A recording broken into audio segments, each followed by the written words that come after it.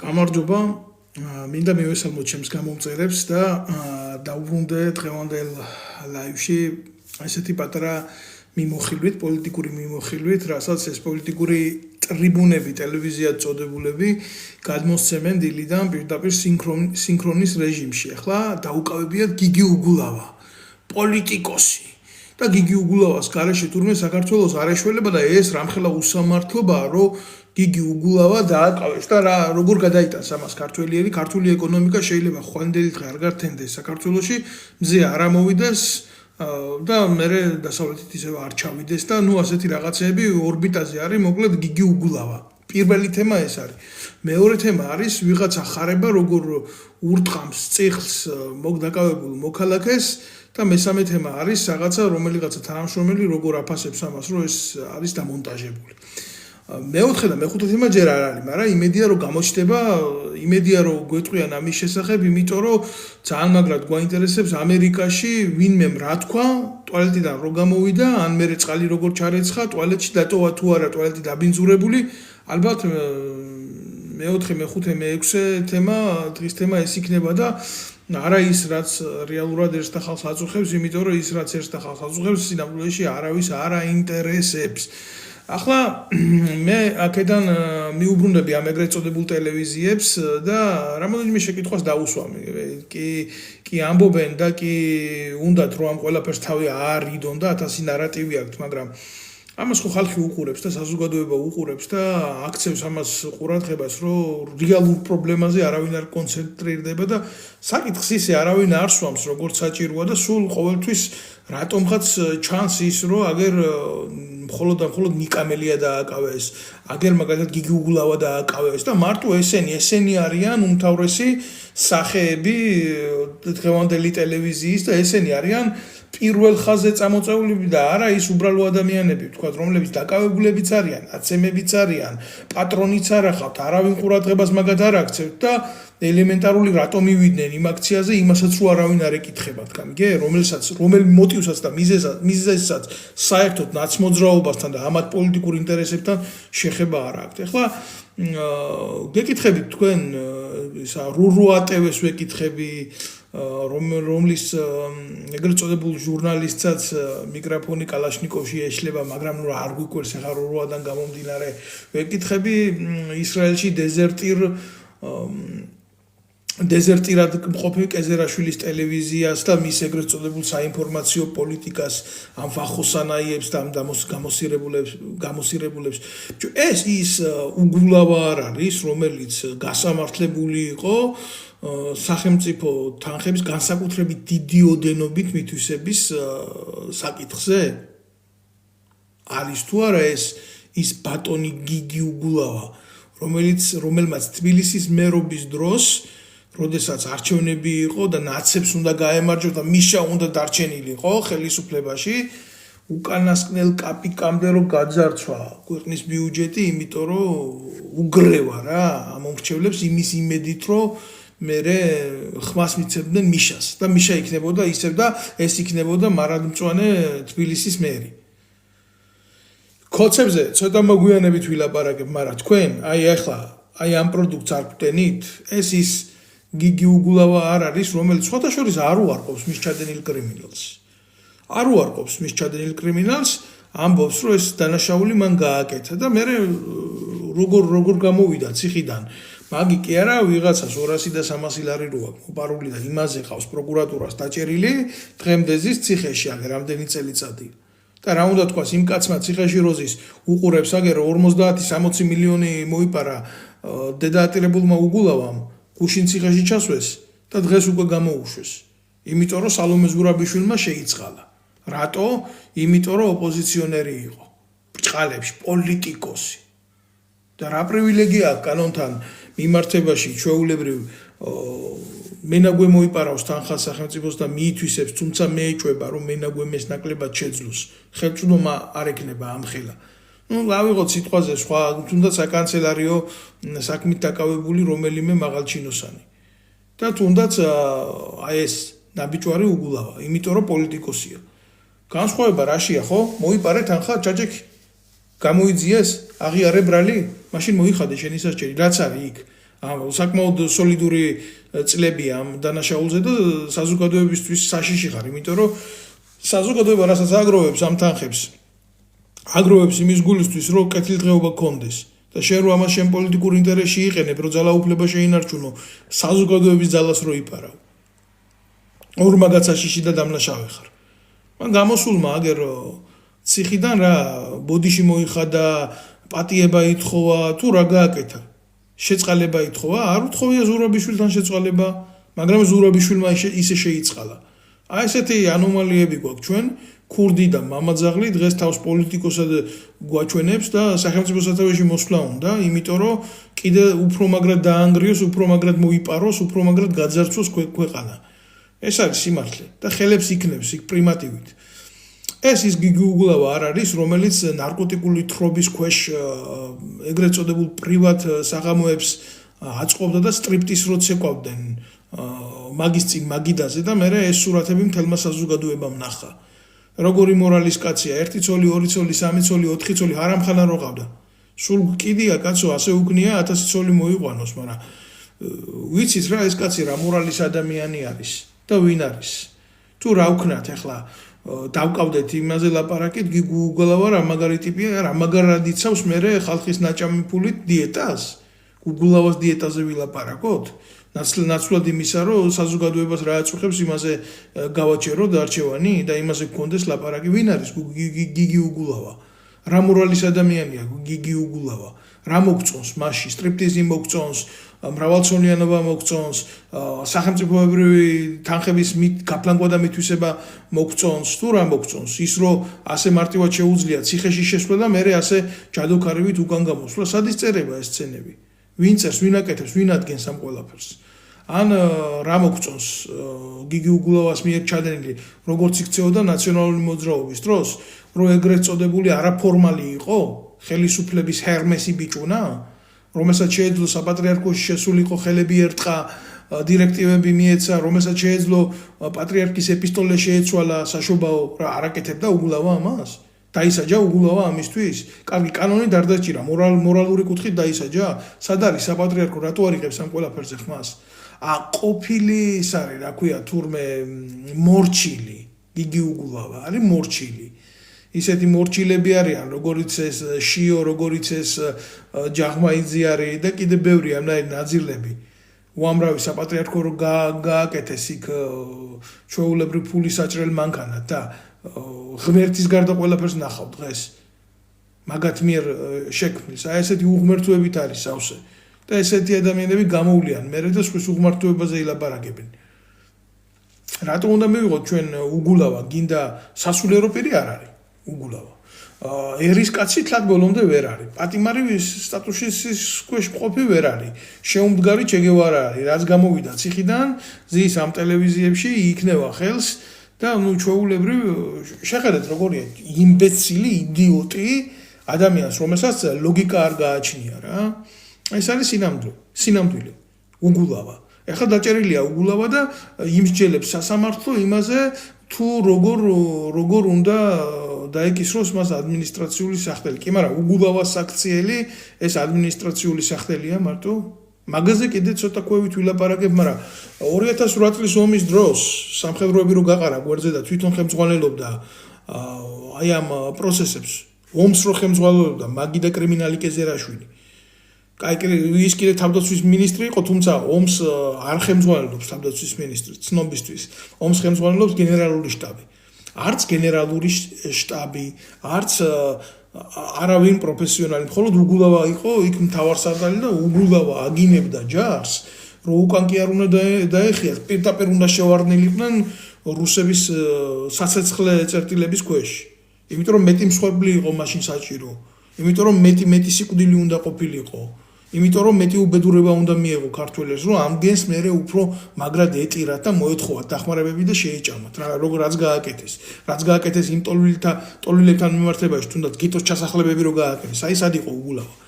და ეხლა კიდე ციხეში წავა, უკაცრავად ბჭყალებში იზოლატორში ზის, დღეს გამოიყვანენ სასამართლოზე და იმსჯელებენ, რომ მერე რა გზა გადაკეთა პოლიტიკოსია და გამოუშვათ. და წინამდებარე მისი ცოდვები, რომ ასამართლებია, რომ ამხელა პრობლემები აქვს ნაკეთები ქვეყნისთვის და საზოგადოებისთვის, ის არაფერი. ეს ნარკომანი, არამორალური, ყველანაირად შეუმდგარი idioти, რაც ჭირდება დაზვერვის სამსახურს, რომ დაანგრევიოს ქვეყანაში წესრიგი, აი ეს არის გიგუგულავა. და ამ ნიკამელიაზე საერთოდ არაფერს არ ვილაპარაკებ. მაგაზე საერთოდ ჩამოსაყალიბებლები არიან. ერთმანეთის ვერ გაუყვიათ და ვერ გაურკვევიათ. ჯერ არის და კეზერაშვილს ვერ იტანენ, ერთმანეთში აქვს პრობლემი, ხოცავენ ერთმანეთს. აი რატომაც დაკარგეს ხელისუფლება, ხო არ დაგავიწყოთ. ეს არის ურთიერთბრძოლები. ურთიერთბრძოლები ამათ რომ ღმერთმა უკნას ერთმანეთში პირი ქონოდათ, ამათ ვინ მოუგებდა თუნდაც ომს 2012-ში. ეს იყო ომი, ხო? განა ივანიშვილსა და საზოგადოებას ნაცებს შორის იყო ომი, საზოგადოებასა და ნაცებს შორის იყო და ივანიშვილი იყო რაღაცა ხალხის არიერგარდში უკან დამჯდარი და მას სწავლის როგორი იყო 2012 წელი პირადად ამაში ყველაფერში მონაწილეობა მიღებული.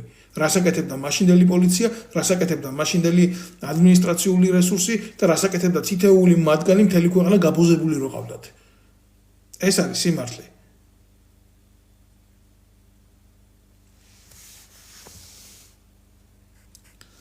ტროლებს ვეტყვი, რომ რაც არ უნდა საზიზღარი იყოს ბიძინა ივანიშვილი, რაც არ უნდა მიუღებელი იყოს საზოგადოებისთვის, რაც არ უნდა ცუდი იყოს ვერასოდეს, აი თქვენ მართლა ნაძირლებო, ვერასოდეს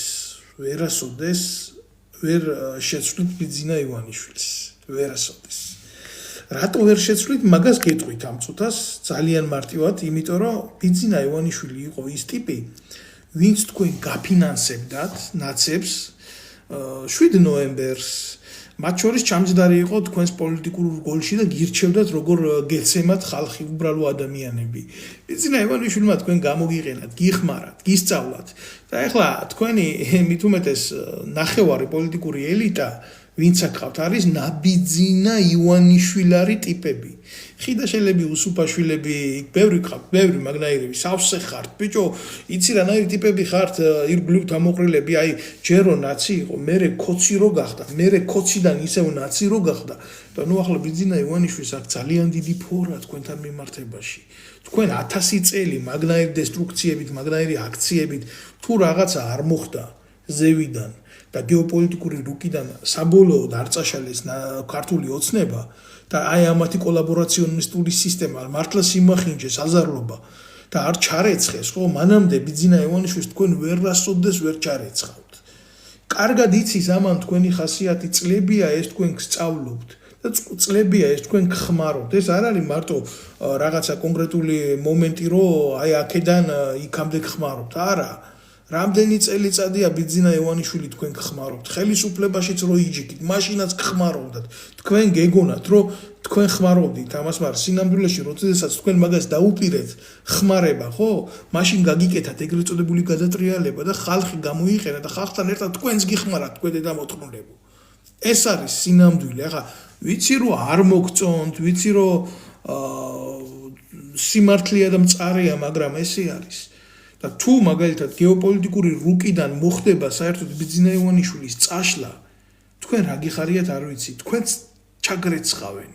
აი როგორ მოხდება, იცი, როგორც შევარდნაძე ჩაირეცხა ასლან აბაშიძესთან ერთად, აი ზუსტად ისე ჩაირეცხებით. იმიტომ რომ ინსტიტუტები სწავლობენ საქართველოში, უცხო ქვეყნის ინსტიტუტები სწავლობენ ჩვენს ქვეყანაში არსებულ გეოპოლიტიკურ ყოფას. თავისი მედიით, ეგრეთ წოდებული მედიით, თავისი პრესით, თავისი ყველაფრით ეს ცნობები მიდის იქ, მუშავდება, როგორც აი თორიების კასრში ვირთხები ვართ მოქცეული, აი ესე ვართ ზუსტად. თქვენ კი იცნობთ ამ ბატონებს სახეებზე, მაგრამ ეს ბედი თქვენს გარეშე წდება იქ. და როდესაც ეს მომენტი დადგება და ნამდვილად დადგება რა, ნამდვილად დადგება ეს მომენტი, თქვენ აღმოჩნდება, რომ საერთოდ პოლიტიკას ვეღარ მიეკარებით. კომენტარებზე გვიპასუხეო. შენ რო იყო ბიძინას ადგილზეო რა სიზამთრე, შენი ჭირიმე მე ვერ ვიქნები ბიძინას ადგილზე. წარმოუდგენელია რა. მე საერთოდ ჩემი ბუნებიდან გამომდინარე საერთოდ არ მსურს არანაირ ძალაუფლებაში და ხელისუფლებაში ყოფნა. ამიტომ რეალურად ასე არის. ბიძინა ივანიშვილის ადგილზე მე რო ვიყო ძალაუფლება მე რომ მქონდეს, გაინტერესებს მე რას ვიზამდი? მე რას ვიზამდი და 800 ბავშვი რო კვდება საქართველოში, 800 ბავშვი წელიწადში, ხო? ბიძინა ივანიშვილის მაგივრად იმ ოქროს, რომელიც საქართველოსდან გადის, ესა 7 ტონა ოქრო წელიწადში, ავდგებოდი და იმ მცირეწლოვანი ბავშვების კვებაში დავაბანდებდი. და ყველა ეგრეთ წოდებულ წიაღისეულს ქართველ ერს გადავცემდი და ნაციონალიზაციას მოვახდენდი მისას. ბიძინა ივანიშვილი რო ვიყო ქურდობას არ გავაკეთებდი გაძარცვული ერიდან, რომელიც 5 მილიონიდან 3 მილიონ 700,000 დარჩა. მაგრამ ეს რო გავაკეთო, მე ბიძინა ივანიშვილი აღარ ვიქნები. ავიცი, იმედია უპასუხე შენ შეკითხვას, მაგრამ ვერაფერს ვერ გეტყვი რა. აი ვინ შეიძლება რომ მოვიდეს ხელისუფლებაში, რომ არავინ არ აგინოს და სუფთა ხელებით კონდეს არის ასეთიო. მე ვფიქრობ ჭირიმე ჩემო ანონიმი კი ხარ, მაგრამ რადგან ახლა შენი შეკითხვაა უპასუხებ ამას. ხო, რადგან მთხოვე რომ უპასუხებ. ხელისუფლებაში რო ხარ 100%-იანი ვერ იქნები. 100%-იანი წარღვნა არ იყო დედამიწაზე, ნოე მაინც გადარჩა თავისი კიდუბანით, ხო? იცი ალბათ, ეს იმედია იცი. ხო, ვიღაცას მოეწონები, ვიღაცას არ მოეწონები, მაგრამ თავარი არსი ხელისუფლებაში ყოფნის რა არის, იცი? საზოგადოების უმრავლესობას მოწონდე თუ არ შეიგიყვარებს. ხელისუფლებაში ყოფნა სიყვარულით, ინტიმური გრძნობებით და ასეთი რაღაცებით არ გამოიხატება. საზოგადოება მინიმუმ რაღაცა უმრავლესობაზე მეტი უნდა გენდობოდეს ცოტათი. რომ შენ უნდა ეკითხებოდეს, შენ უნდა მისი რიტმი გესმოდეს საზოგადოების. არც წინა ხელისუფლების დროს და არც ახლა, მით უმეტეს ხალხთან არაფერი კავშირი არ ხდება. მხოლოდ ეს კავშირი არის სიმპლექსური და არა დუპლექსური კავშირი. არის ასეთი კავშირგაბმულობაში, ესეთი კავშირის, ვინც ახლა ფიზიკოსია და ვისაც თუნდაც კავშირგაბმულობასთან ქონია ჯარში შეხება, ის გაიგებს ამ კავშირის არსს. სიმპლექსური კავშირი ნიშნავს იმას, როდესაც მხოლოდ შენ გადასცემ და ის გისმენს, მაგრამ ვერ პასუხობს შენი გადაცემის დროს. და დუპლექსური კავშირი არის, როდესაც აი თუნდაც ჩვენ ახლა ინტერნეტით საუბრობთ, ან WhatsApp-ით, ან Skype-ით ერთმანეთს ურეკავთ, ან ტელეფონით, აი ესეთი მომენტი არის დუპლექსური კავშირი. ან ტელეფონით თუნდაც რა მარტივად რო აიღო. აი ესეთი კავშირი საზოგადოებასა და ხელისუფლებას შორის არ არის. არის მხოლოდ სიმპლექსური კავშირი. მე შენ გადმოგცემ და შენ მე აგიკრძალე იქეთ რო გადმომცე. არა. ეს არის ჩვეულებრივი საღით მონობა, დიქტატურა არის, როდესაც შენ არ გესმის არაფრის და შენ კარნახობ მარტო შენი თამაშის წესებს. ეს არ არის დემოკრატია, ეს ფორმა დემოკრატიის მართლობის, რასაც ხალხის ძალა ჰქვია დემოკრატიას, ესეთი კლასიკური გაგებით ეს მართლობა, ის მართლობა არ არის. დღეს არის ჩვენ გვყავს ბიძინა ივანიშვილი, გუშინ ყავდა ბიძინა ივანიშვილი, გუშინ წინაც ყავდა ბიძინა ივანიშვილი, 12 წელი საერთოდ ბიძინა ივანიშვილია ხელისუფლებაში და უახლოესი 12 წელი თუ ასე გაგრძელდა და ზევიდან რამე არ შეიცვალა და გითხარით საიდანაც ზევიდან უახლოესი 12 წელიწადი ქვეყანაში გვეყოლება ბიძინა ივანიშვილი, სანამდე ქართველი ერი საბოლოოდ არ დაკარგავს ქვეყანაში უმრავლესობას, აი ესეთი თამაშებით, უგულავებით, ასეთი თამაშებით, რომელსაც ქვია მაგალითად მელიებით და ნაციონალური მოძრაობით და ბოლოს აღმოვაჩენთ, რომ ქვეყანაში ჩვენ აღარ გვაქვს ეთნიკური უმრავლესობა და ჩვენ ქვეყანაში ვიხილავთ სხვა ტომელებს, განსაკუთრებით ჩინელებს, აგერ ინფორმაცია მომაწოდეს, რომ თბილისში სუროგაციული სახლი გახსნეს არალეგალურად და 1000 სიმამაძე ხდება და სხვათა შორის საპატრიარქოს ერთ-ერთ მაღალჩინოსანს გვარად შაიშმელაშვილს, ესეც არ არის შემთხვევითი, აგერ უყურებთ შაიშმელაშვილი ჯარს ანგრევს, პოლიციას ანგრევს, სამღვდელოებას ანგრევს, სუროგაციის ცენტრებს ქონებას აქირავებს და იქ 1000 უბედურებები ხდება და სუროგაციული წესით ჩასახული ბავშვები იღუპებიან და მთელი უბედურება არის. საქართველო არის შავი ხვრელი. შავი ხვრელი და ასე იქნება ყოველთვის, მანამდე კიდევ ერთხელ ვიმეორებ, სანამდე აი ესეთი სიმახინჯეები იქნება ქვეყანაში და პოლიტიკური ქაოსი შეჭამს წესრიგს და კანონი არ იკანონებს. პარალელურად ჩვენ რას უყურებთ, იცით? ჩვენ უყურებთ მდინარაზის ეგრეთ წოდებულ გამოსვლებს, რომელიც გვაჯერებს, რომ კანონი გამკაცრდა, რომ ახლა თურმე მთავრობის წევრს თუ შეეხები, ამაზე თურმე ციხე იქნება, აქამდე თუ გაფრთხილება იყო და ესეთი იდიოტობები აქ მეაყოლეს ადმინისტრაციული მოხელეც, იმიტომ რომ ახლა მარტო თავის თავზე ხო არ დაწერენ კანონს, სხვა რიცხვიან ჩვენ დავწერით ჩვენ თავზე კანონი. უკვე აღარ სიამოვნებთ რა, ქუჩაში ვიღაცა რო ხდება და დედას უთხრავს, ეს აღარ სიამოვნებთ რა. ამიტომ ჩუმად იყავი შენ, თუ არა მე შენ ამის გულისთვის დაგიჭერ. აი ესეთი მომენტია რა. სად არის გამოხატვის თავისუფლება, სად არის საზოგადოებრივი აზრის გამოთქმის და გამოსახვის საშუალება, ფორმები, სივრცე სად არის? სივრცე აღარ არის საქართველოში. სივრცე დაკეტილია საქართველოში, ყველანაირი სივრცე საზოგადოება არ არსებობს საქართველოში, არსებობს მხოლოდ პოლიტიკურად მართული დანაშაულებრივი სინდიკატები. ეს არის ივანიშვილის, ეს არის სააკაშვილის, ეს არის ხაზარაძის ბრძოლები.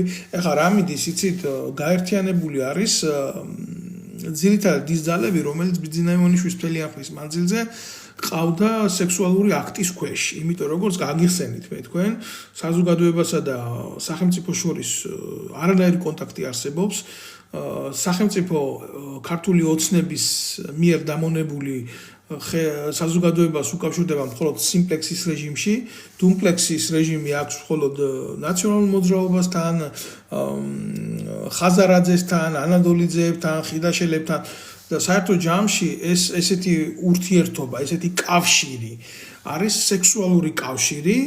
სექსუალური კავშირია, გაუკუღმართებული წესით, პირდაპირ ვიტყვი, რომელიც მიზნად ისახავს მხოლოდ და მხოლოდ ქართული ოცნების აბსოლუტურ ძალაუფლებას. სამწუხაროა ამ ყველაფრის ლაპარაკი, მაგრამ სათქმელია, იმიტომ რომ ჩვენ ხედავთ დიდ ეკრანზე ვიღაცა ისევ და ისევ ხარებას, გუშინაც ამაზე ვლაპარაკობდი, დღესაც სალაპარაკო ეს თემა მაქვს, იმიტომ რომ არ იცვლება ეს რეალია. ვიღაცა ხარება ბრიყვი ბლაგვსახა, რომელიც მერაბიშვილის დროს ორ გვამს ეძებდა მისი დაკვეთით, დღეს უკვე მოქალაქეს ცემს თურმე აი წიხლს ურტყამს ბეჭს მიაღოლებს თან წიხლის ჩარტყმის დროს, რომ მაგარი ნოყიერი, მაგარი პროდუქტიული იყოს მის მიერ დარტყმული წიხლი. მადლობელი ვარ ყურადღებისთვის, ვინც მიიღურებს. და ვთხოვ ყველას მოიწონეს და გააზიაროს ეს ყველაფერი. და რატომ უნდა გვიკვირდეს ჩვენ დღეს ვიღაცა ხარებას მიერ დარტყმული წიხლი, როდესაც ეს ნაბიჯვარი ეგრეთ წოდებული ხარება ანალოგიურ საქმიანობას აკეთებდა მერაბიშვილის დროს, მაგრამ იცით ახლა რა ხდება, მერაბიშვილი გამოდის და მერაბიშვილი ლაპარაკობს, რომ ხარება მოძალადია. საოცარი სიუჟეტი გვაქვს ხალხო. გუშინ თუ მერაბიშვილი ეუბნებოდა წადი მოკალი ორი გვამი მომიტანე, დღეს მერაბიშვილი ამბობს, რომ ხარება მოძალადია, გესმით? რატო? იმიტომ რომ საზოგადოებამ ჩვენმა მერაბიშვილზე უკეთესი ვერ ნახა, იმ ხარებაზე უკეთესი ვერ ნახა. ახლა თქვენ რა გონიათ? ძალოვანი უწყების სახე საქართველოში, რა ქართველი კაცის სახე ტიპიური, ან მერაბიშვილია, ან ეს ნაბიჯვარი ხარება არის.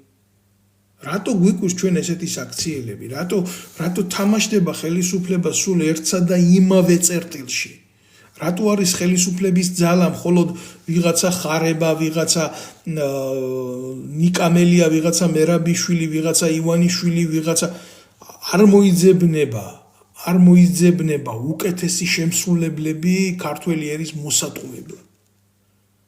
და სულ უნდა დავრჩეთ ჩვენ ამ წიაღში, რასაც ქვია სიცრუე, რასაც ქვია სიყალბე, რასაც ქვია სისაძაგლი ამათი. და უნდა ვიყოთ მიჯაჭვულები სულ აი ამ სცენარზე, რასაც ქვია ამათი მიერ დადგმული სცენები.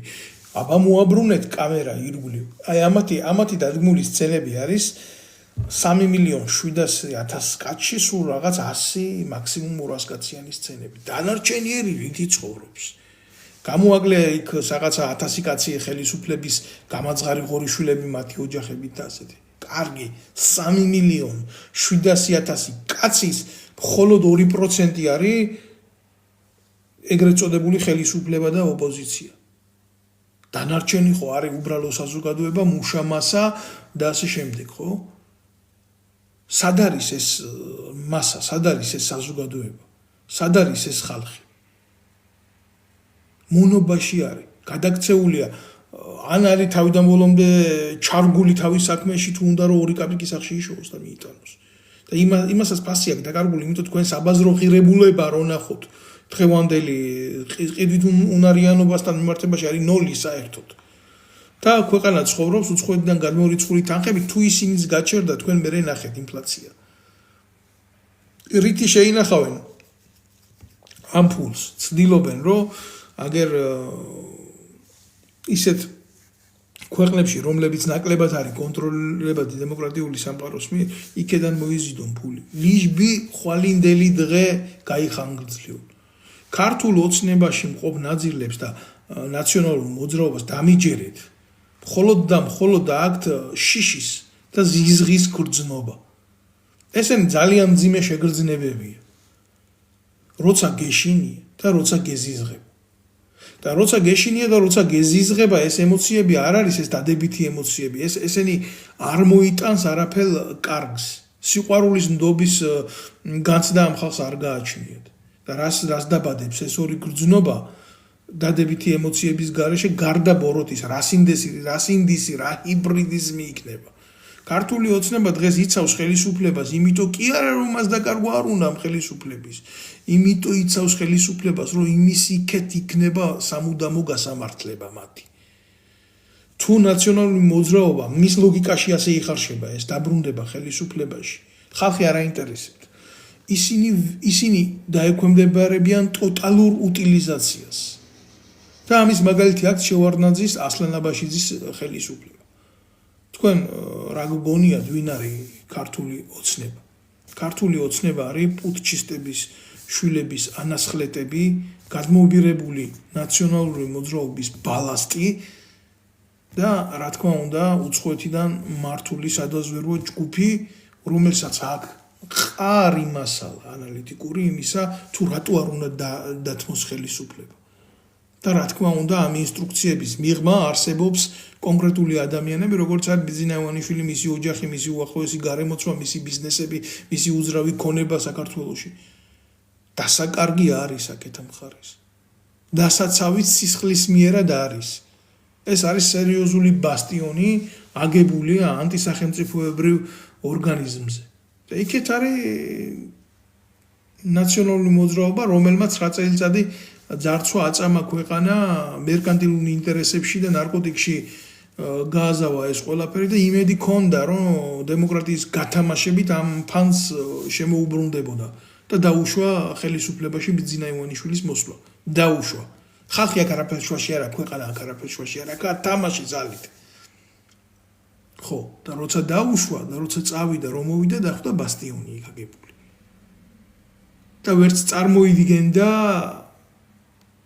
ნაცები და მისი ოვერლოგი როგორი ღალატი გაუკეთეს იმ უახლოესმა გარემოცვამ, ვისი იმედიც ქონდა და ვისიც უნდა დაბრუნებულიყო ხელისუფლებაში. დღეს ნაცების ეგრეთ წოდებული ძალა გაქცეულია უკრაინაში და იმალება იქ. და ელოდება მომენტს, თუ აბა იქნებ ზევიდან რაღაცა მოხდეს, მაშინ ჩვენ კი ჩამოვალთ, მაგრამ ისე როგორ ჩამოვალთ?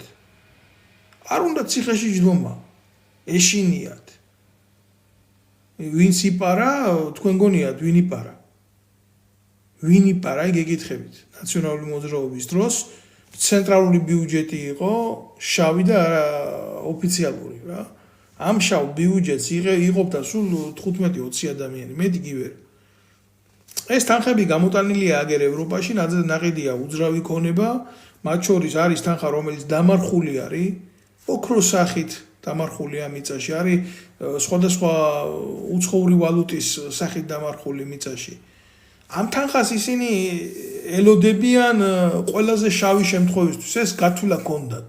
ინსტინქტურ დონეზე ქონდათ, იარაღთან ერთად, რა თქმა უნდა. რაც ნახეს ის, რაც წარუდგინეს საზოგადოებას, ეს არის ზღვაში წვეთი, ეს არის თამაში, ეს არაფერი არ არის. მაგრამ როვინცობა რაღაცა იყოს, აი ის თანხები საქართველოში არის, რო არეულობისთვის იყოს საკმარისი. პირველი არეულობისთვის, პირველი ტყვიისთვის და მე ალბათ ვარაუდებენ იმას, რომ უკრაინიდან გზები არის და აქაც იქნება არეულობა და რაღაცას ვიზამთ. ეს ერთადერთი იმედი დარჩა დღეს. სხვა იმედი ამად აღარ დარჩათ, მაგრამ ერთი რაღაცა ავიწყდებათ რა იმ უკრაინაშიც კოცების ბოზები უკვე ზიან. და მიდის ბრძოლა ინფორმაციებით და ინფორმაციის გადაწოდება გადმოწოდებით, იმიტომ თუ დღეს რამეში ფული იხარჯება, აი ამათ ურთიერთ ბრძოლებს გულისხმობ, ეს არის მხოლოდ და მხოლოდ ინფორმაციით ვაჭრობა და ინფორმაციული ტრაფიკები. ქართველი ერი აქ არაფერში არ არის. ქართველი ერი მარტო განიცდის მონობას, განიცდის შიმშილს, განიცდის უსამართლობას, განიცდის ტერორს და ამათი ინფორმაციული და დეზინფორმაციული საშუალებებიდან არის ნახმარი. აი ეს არის სიმართლე. მე ამ შეფასებებს რო ვაკეთებ, ამ შეფასებებს იმიტომ კი არ ვაკეთებ, რომ ვიღაცამ არა მე ვაწვდი ამითი სიმართლე საზოგადოებას რა. თუ არა და თუ არ გჯერათ ჩემი, აი დააკვირდით რა, ეგრეთ წოდებულ ტელევიზიებს, რამდენი ტელევიზია ოპერირებს რა. დღეს იმაში ეთერში უკაცრავად მე აქ ვერავის ვერ ჩავთავ. თქვენი ჭირია. ესეთი დაგეგმილი ლაივი არ მაქვს. ოპერირებს იმედის ტელევიზია, რომელიც არის ცალსახად პროკოცური. იქეთ არის საზოგადოებრივი მაუწყებელი, რომელიც არის პირდაპირ პროკოცული, ეს ორი ტელევიზია არის პროკოცული ტელევიზიები. საშინელებები ხდება საზოგადოებრივ მაუწყებელში კი ვიძახით, რომ ეს არის საზოგადოების კუთვნილება, საზოგადოებას ეკუთვნის, არაფერი არ ეკუთვნის. იქ ზის ვასილ მაღლაფერიძე, რომელიც არის სოზარ სუბარის საყვარელი, მინდა იცოდეთ ასევე ამის შესახებ. მთელმა ერმა იცის ეს, რომ როდესაც ბატონი სოზარი სახალხო დამცველი და ახალაიას ყოფილი უფროსის სახალხო დამცველის ინსტიტუტში თავის დროზე მისი მიღებული იყო ახალაია მის მოადგილედ მისი დანიშნული. ხო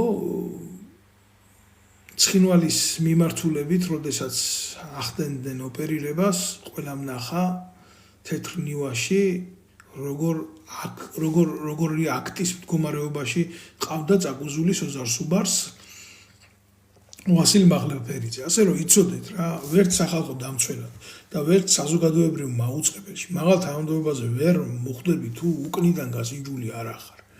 ესენი არიან პირდაპირ შერწყმულები ერთმანეთში. აი ესეთი ტიპი არის ვასილ მაღლაფერიძე. ბრჭყალებში ცნობილი პუბლიცისტი და ძალიან გენიალური პიროვნება. ჭამენ ერთმანეთს. იქაც ომი მიდის. როგორ მიდის ომი იცი? შუა საუკუნეებში რო რაინდები ერთმანეთზე ცუდი შედარებაა, მაგრამ უნდა ვთქვა, ეტაკებოდნენ და აი ცხენები რო ერთმანეთთან ბრძოლობდნენ. სანამდე ნაციონალური მოძრაობა და ქართული ოცნება ერთმანეთს ეტაკება ხელისუფლების გასაყოფად, მანამდე ეს ჩვეულებრივი ქვეშელონის ნაცები და ქოცები როგორც ცხენები ერთმანეთის ებრძვიან. ადამიანები არიან ჩვეულებრივი, აი ფოთლები, ბალახები, ასეთი შეუმჩნეველი ორგანიზმები, რომელსაც შეგიძლია ფეხი დაადო და გაზონზე გადათელო. აი ესეთი შედარება იქნება სწორი დღევანდელ მოცემულობაში რა. ხო, აი ესეთი მოვლენები არის საქართველოში, ესეთი მოვლენები ვითარდება. არავინ არ შემოაბრუნებს იმ კამერას, არავინ არ დაგანახებს თქვენ და არავინ არ გეტყვით, რომ სინამდვილეში რას განიცდის ქართველი ხალხი, როგორი შიმშილობა მიდის ჩვეულებრივ მოსახლეობაში, რა უბედურება ტრიალებს განათლების სისტემაში, რა საზიზღრობები ხდება, ამაზე არავინ არ ილაპარაკებს რა. რაღაცებს მართალს იძახი, მაგრამ შენც მაგარი ისახარო რა, მე არ ვახსენებ ეს ვინ ამბობს ამას? ვიღაცა ფსიქიატრიული კლინიკა აქვს, ესეთი ხა მას გამზდელი უნდა ვაგინო მე, მაგრამ რო ვაგინო რა აზრი აქვს? ჩამჯდარი არის იქ და აგერ აღებული აქვს რა ნარატივი, ხო და იქ კოცებს რასაც ყოფთ ის თურმე მართალია და რაც არ აწყობთ, აი იმაში თურმე მთელი საზოგადოება ფალოსი ყოფილვართ. ისი ამის დამალული დედა მოვხარ მე პირში. რა მნიშვნელობა აქვს? ხო იცის ვინც არის და ხო მიდის დედის გინება რა. რა უნდა უთხრა მე ყოფილი ვარ თუნდაც გაბოროტებული, შეგამოსირებულო, რა მაბოროტებს, აწყობილი მაქვს ცხოვრება, ჩემ თავს ხედავ იდეალურად, ჩემი ქვეყნის დარდი რო არ მქონდეს, ხო? მე არანაირი პრობლემა არ მაქვს, ხო? პრობლემები გაქვს შენ, შეკულიანო, საკუთარი სახელი და გვარი რო ვერ დაგიწერია. საკუთარი სახელი და გვარი ვერ დაუწერია შიშისგან. რატო? გესაუბრეთ ამაზე, რომ იმიტომ რომ შიში არის სერიოზული ემოცია, სერიოზული შეგრძნება. კარგს არაფერს არ ბადებს რა. ამიტომ urჩევნია, აი რომ რა დღეშია მთელი ერი მოქცეული რა. urჩევნია რომ ამ ყველაფერს მოусმინოს, გაატაროს, ჩუმად იყოს და ოღონდ თვითონ არ გამოჩნდეს. სადღე თუთაშხიაში რო არის სარჩიმელია და ის ყაჩაღდა ბანდა რო აიყვანს, გზიდან ხალხს რო გადაიყვანს და ძარცვავს. და ვიყვიროთო ქალებმაო, რო ლაპარაკობენ ეს დატყვეულები და ვიყვიროსო, სხვა მოდა ვიყვირებ მეცო. აი ესე არის უმრავლესობა. მოქცეული და ეს არაფერი კარგისკენ არ წავა. კარგი, შემოკარგებო, მე მინდა რომ დღევანდელი ვიდეო შეგონება, ასე ვიტყვი, დავასრულო, აზრი არ აქვს. ვინც უყურებს, ვთხოვ რომ გამოიწეროს ეს ვიდეო არხი, მინდა რომ მივაწოდო ინფორმაცია, ბევრს გააზიაროს, შემოვერთდით, იმიტომ რომ მე ვიცვლი, მით უმეტეს ახლა ვიცი რომ დაგეგმილი არის ძალიან დიდი ბოროტება ქვეყანაში, ყოველდღიურად მოუძებნი დროს რომ აი ამათ დედა უტირო. რამდენჯერაც ესენი გამოჩნდებიან და თავის დეზინფორმაციას გაავრცელებენ, იმდენჯერ გამოჩნდები და დედას გიტირებთ რა. მით უმეტეს იმისა, რომ უკვე ქვეყანაში დაუძახეს სერიოზულ დესტრუქტანტს, ლევან იზორია ჩაიყვანეს საქართველოში, ეს იმიტომ გააკეთეს, რომ ყველა ბოროტი, ყველა ნაბოზვარი გააცოცხლონ, რომ საზოგადოებაზე წავიდეს ძალადობა და ეხა უბრალო ადამიანებიც ხო არიან იმის მიღმა რა, ესენი არიან გლავარები, გასაგებია, მაგრამ იმის მიღმა უბრალო ადამიანები შეცდომაში შეყვანილი ხალხი და ახალგაზრდები, რომლებსაც უბრალოდ არც ის ომი არ უნახიათ ქვეყანაში, არც ამათი რეპრესია არ გაუვლიათ, არ იციან რას ნიშნავს უბედურება, რას ლაპარაკობ, ვინც მოესწრო ნაციონალური მოძრაობის მმართველობას, ხო? ყველა მიცის როგორ იყო, იცი? თუ აი ის არ მოწონთ რა, მაგალითად ოჯახში. აი რადონის გახრწნილი ნაბოზრები იყვნენ რა, ის არ მოსწონთ, ხო? რა მოხდებოდა? ის მთელი ოჯახი აღმოჩნდებოდა გაშავებული. არავის არ უნდა ემუშავა ოჯახში. პურის ფული არავის არ უნდა ქონოდა. თუ ჩათვლიდნენ რომ აი ამ ტიპზე ძალადობა განსახორციელებელი არ იყო, მაშინ აი ამ ფორმით ახორციელებდნენ ძალადობას რა. რა მაგარი ექიმიც არ უნდა იყავი, რა მაგარი პროფესიონალიც არ უნდა ყოფილიყავი, რა მაგარი ჟურნალისტიც არ უნდა ყოფილიყავი.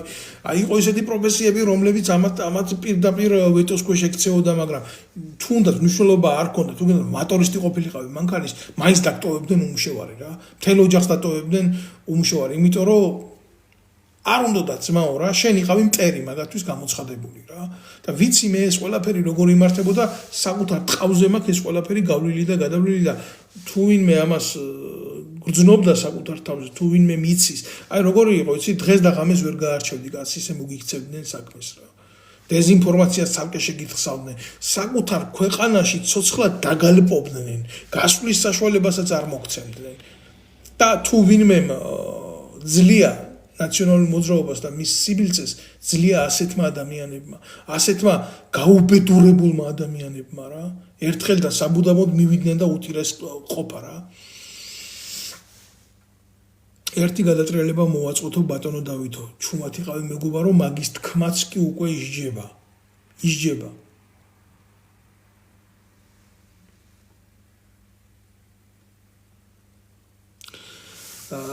კარგი, შემოკარგებო, დავასრულოთ დღევანდელი ვიდეო გამოსვლა და კიდევ ერთხელ გთხოვთ, რომ გამოიწეროთ, მოიწონოთ ეს არხი, ვინც უყურებთ და გააზიაროთ რა და დავბრუნდები, მაქვს რაღაცა თემები, მნიშვნელოვანი საკითხები და ვაპირებ, რომ ეს ყველაფერი გავაჟღერო და როდესაც იქნება ამისთვის საჭირო დრო და საჭირო მომენტი, უახლოეს მომავალში ამას გავაკეთებ აუცილებლად. მადლობა, დიდი მადლობა ყველას, ვინც მაფასებთ, ვინც უყურებს ჩემი ვიდეოებს. მე ვიცი, რომ ერთი რაღაცის იმედი ნამდვილად მაქვს რა. აქედან გამოსული თითო სიტყვა არ იკარგება. თქვენი ემოციები არ იკარგება და თქვენს მიერ გამოხატული მხარდაჭერა პირდაპირ ისრად ესობად გულში ამ პროპაგანდონებს. პირდაპირ ისრად მიდით გულში ამ პროპაგანდონებს. აი ამისი მჯერა, იმიტომ რომ მაგ ინფორმაციაში შედაწრეებიდან რაც ხდება და როგორ განიცდიან ამ ყველაფერს და მე აი თქვენ გაგახსენებთ ამას, რომ ჩვენ სამოქალაქო ურთიერთობას აი ამ ფორმით აუცილებლად ექნება დადებითი შედეგი. ეს მოიტანს შედეგს. არ არსებობს წყალი, წყლის წვეთი, ქვას ხრიტავს და მართალი სიტყვა საუკუნეებს წვდება. ვინმეს დაამარცხებს კი არა. მე მჯერა ამის. ოღონდ რომანტიულად არ გეუბნებით ამას, ან გარაგმულად, ან გადატანითი მნიშვნელობით. მე მართლა მჯერა ამისი, რომ თავისუფალ და ძლიერ სიტყვას ნებისმიერი ჩაქოლილი და დარქული სივრცის გახსნა შეუძლია რა. ინაცვალე, კარგად იხავით, დროებით.